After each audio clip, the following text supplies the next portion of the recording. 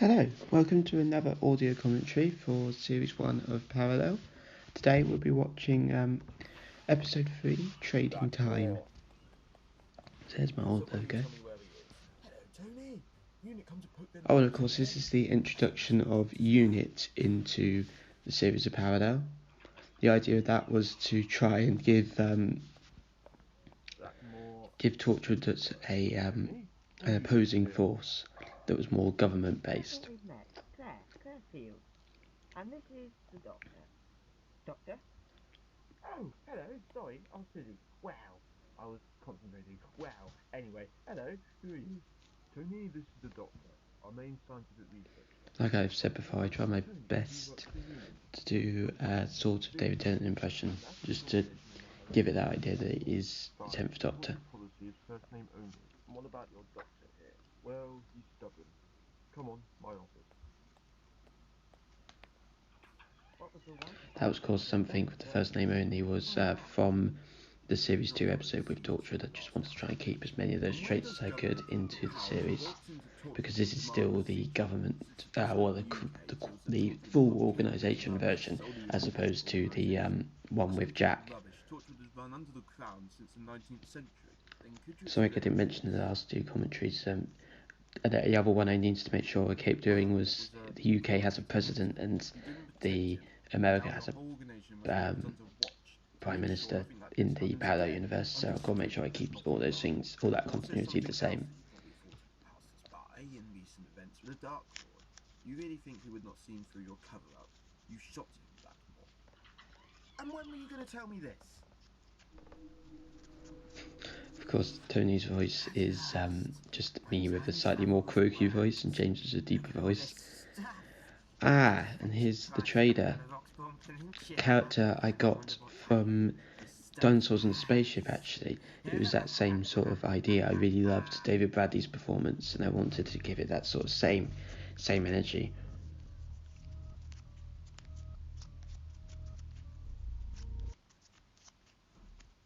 It isn't any of your business, Doctor. Is there anything else you didn't tell us? Your colleague, Mark Smith. If you look very carefully in that theme, there's actually one of those parallels is spelt wrong. Only one of them. He's under investigation in the US right now. Doctor, no. It's all right. Of course, that was something that happened at the end of episode 2. I still don't fully understand why he was in America. I never explained that. I never even thought about how to explain that. I don't know why I didn't do that. Oh, and here's Claire's theme again, those sad eyes. Or at least what I tried to do is Claire's theme. It plays often enough.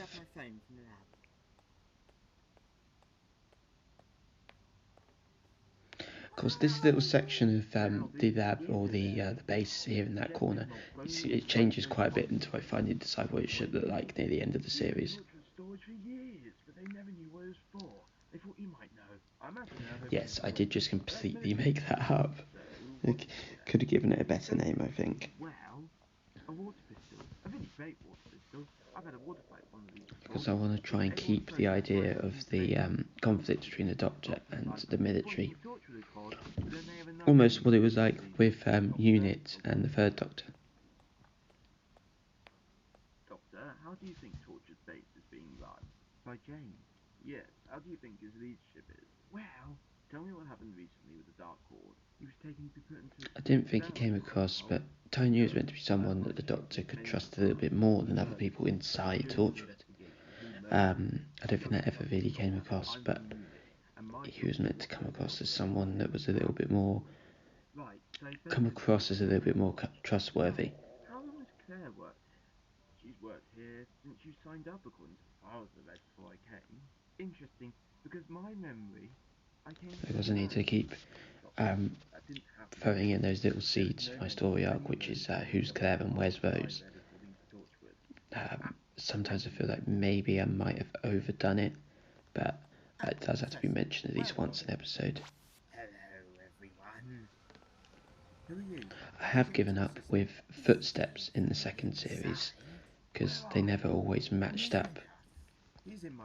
And I have to, say, I do really enjoy doing the trader's voice. That is me as well. No, I won't. but you will give me the key.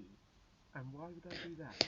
Oh, you're Because obviously I didn't have any programs that added pictures on top of pictures back then. You can notice every time it's not straight on the screen, the him on the screen actually disappears like that. Actually, don't answer that. I'm coming to you. Bill, so the doctor's And last he's out of focus as well. I do have to admit, like every episode, this is not my best animating. This was so many years ago now, so it is a bit sad. And we're I obviously have to go back and see some of the bad animating. This little scene here with the Doctor and Bill was actually added on later because I realised he needed more conflict before seeing the trader, and the trader needed to kill somebody to make him more of a threat to Torchwood. We're ready, sir. Right, go in, answer his commands, but only fire on my command. Priority is protecting Claire. And Doctor, stay here. I made it important because obviously these are scary spoilers. I made it important that that Martha figure was never used again because she gets shot here by the trader. So in the first couple of episodes she was always in the background, but after that actually I made it a thing to not use her again. So she's never going to be in it unless of course it is Martha. Those people could have lived if you just let me go in there first. Let me go in now. Seems I've run out of battery. What else have we got around here I could use? Ooh. This music is not the only piece of Doctor Who music in this series, I think. I wanted to give the trader a theme that you didn't know from Doctor Who already. This is actually an Apocalypse music by Ross Burgeon on... actually, there's a little thing to tell people, a little card on YouTube. I really liked it, and it gave it that sort of sense of uneasiness whenever we're with the trader, which is what I wanted.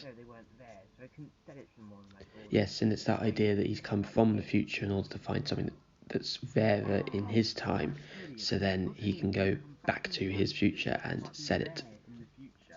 And of course, he notices that the most rare thing is actually a TARDIS. Even in modern day, that's rare, but he gets obsessed with having to get that TARDIS at this point. This becomes quite an important episode because of his role in the final. Of course, those fridges and that microwave and those cupboards, none of that opens. It's all from AFT downloads. I do really like this lab set. It was one of the first sets I really put some time into making, so I had a permanent set. But I know I could have made it better now. Of course, I didn't do the proper vortex manipulator effects. That was actually from a little app on my iPod. So I do actually keep the consistency of that effect in Series 2 as well, even though it's not right for the vortex manipulator. Okay, how can I get there? I don't know. That is a pretty hard thing to do considering they're flying over London. That's what I thought. And another piece of continuity from the Cybermen 2-parter in the Parallel Universe is there has to be Zeppelins all around in London, but we'll see where that goes in Series 3. I did sort of forget about them a bit in Series 2, but they are still there. They are still there in all the shots of London. I think I forgot to put them in the final. That was a shot from the actual Rise of the Cybermen. I could have let it last a bit longer.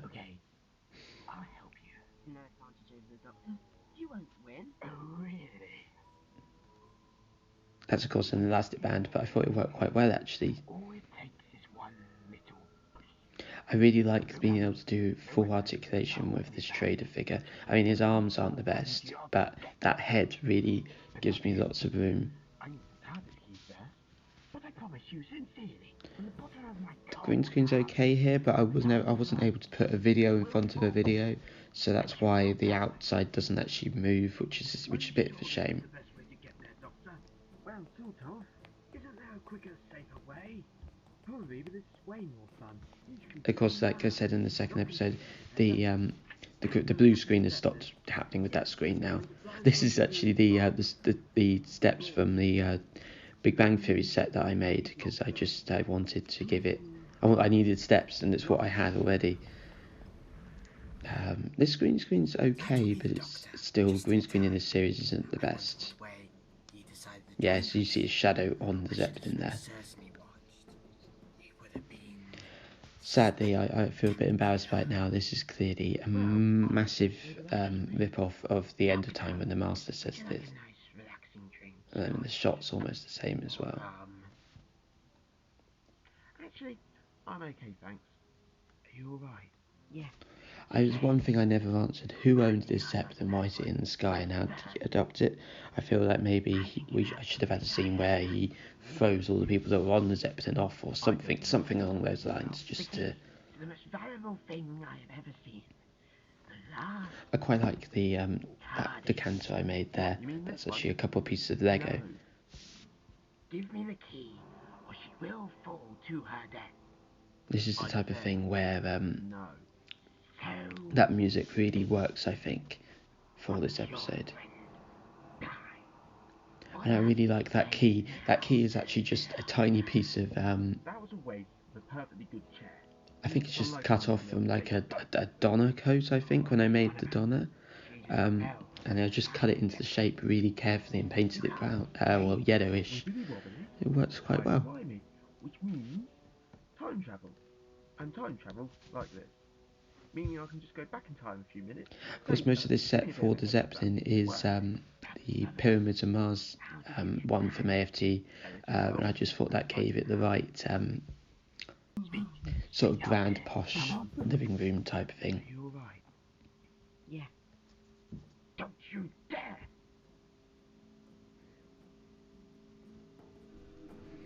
Actually, I quite like this. I think that works quite well.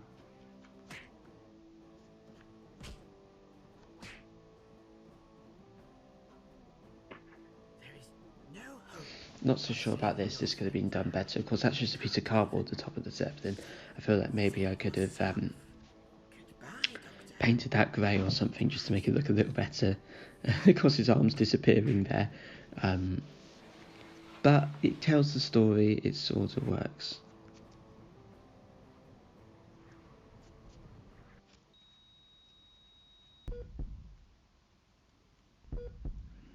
And I tried my best with this shot, but that didn't really work. Oh, and this is actually where I added in this, because I wanted to give, I wanted to have more repercussions for what happened with Claire. The original scene was actually just them back in the lab with Tony. I actually have that animated, and Tony just comes in and says, thank you. Oh, embarrassingly, I forgot to take the green screen out of that shot there. Those great actually small pieces of green felt and some black thread, and it works quite well actually with the tiny little punnet I made. Again, the green screen's still there.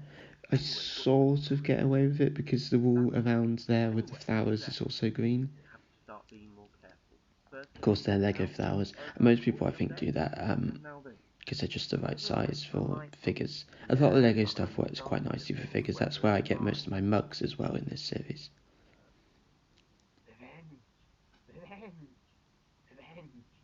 This is to see where I started to make a little bit more of that story of the Doctor being guilty about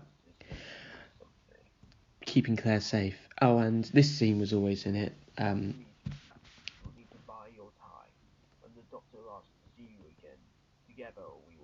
this is another seed of the Slovene. I hope people got that. I quite liked seeing the trader in that straitjacket. I don't know why I didn't do that again.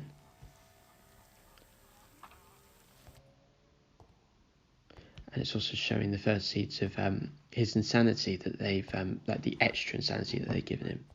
Oh, and of course, this was added on when I realised what it was I was going to be doing with the Professor's story, which gets sort of, you find out what's happening in episode 5. So there you go, that's that episode. I really hope you enjoyed this commentary. Here's the next episode, which is the final of Series 1 Part 1, and I'll explain in that episode why there was Part 1 and Part 2, with a lot more terrible green screen and terrible animating and everyone's voice being me. So Please join me next time for another audio commentary. Thank you for watching, and goodbye.